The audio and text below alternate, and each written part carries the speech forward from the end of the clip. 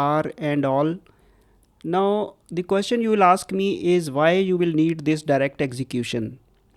Sometimes what happens is that you can test your software, maybe do some profiling. You find that the translation done by link is not correct, is not optimal. In that case, your database team might suggest that you should run a direct SQL query on your database. If that is the situation, then instead of directly using the link functions like dot where, dot order, instead of using all that, it is sometimes more better to use a direct SQL query. I remember another good example would be that all situations are not very simple. Sometimes your database developer can write a more optimal query, maybe by joining a number of tables and a lot of optimization already done by that team. In that case, a direct SQL query should be executed, and it can be executed, and now I'll explain how this can be done. Let us suppose our table in the database is called doctor profile, and some model is there, id name on your C# side, because ultimately what you will get is a collection of these records only. So that is why I have written the model here. So how do we do? First of all, let me show you how to run a direct SQL query, and let us suppose our SQL query is, let us say, select star from doctor profile. I'll write a simple SQL query where id is equal to 2 or something, whatever id you want to search. We want to run this query. The recommended way is that you should use a parameterized query. So what our query is, what I'll write is, I'll write p underscore id. This is some parameter that I will use in my program. I will use this parameterized query. So this is my query that I have to execute.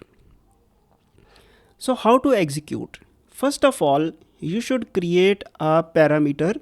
I'll write where p is equal to, or I'll call it where p underscore id. Now this is different from this one.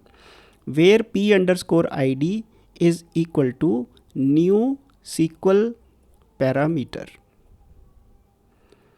The recommended way is to use a parameterized query.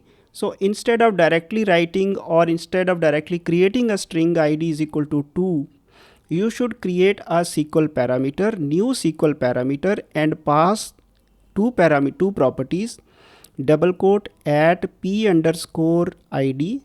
This is the name of this parameter, followed by comma, and then you pass that value. This p underscore id is this one. This is the value of the parameter, and the object we have created is a SQL parameter. SQL parameter will be used if you are using a SQL database. If you are using SQLite, then this would be called new SQLite parameter. So in that you can check your documentation what they call it, or maybe new Oracle parameter. So that way this name will change, but conceptually the name of the parameter followed by its value, and this is the identifier on the C# side. This is the first thing that you will do.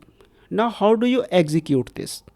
I have my parameter, I have its value, and I have my query. Let me call this query as str equal to some string equal to this. This is my query and this is my parameter. Now how do I execute? In the third statement, the first statement was writing the SQL string. The second is defining a SQL parameter, and now let us execute it. We will write where doctors.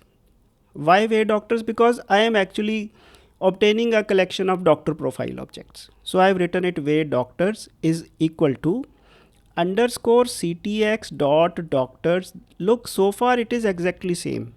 Now instead of putting that where and all, I will write dot from SQL raw. So this is a function that is ready-made available to you, and the first parameter would be this string str. and the second parameter would be your this variable that you created here, p_id. So this is how it will work, and then you should follow it by toList, and you will get the list of all the doctors that are obtained according to this SQL query. So this is how it should be done. You can see that document, the blog page which I have listed linked with this tutorial. There I have typed this all correctly, and then you can see, but there is no mistake here. But what I mean is I have typed it clearly. Okay. Now let us suppose you want to execute a stored procedure. So how do stored procedure is also query only, and it accepts parameters. So basically technique is exactly the same, but let me list it.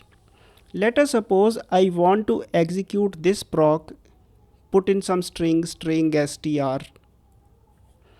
I want to execute this proc. The way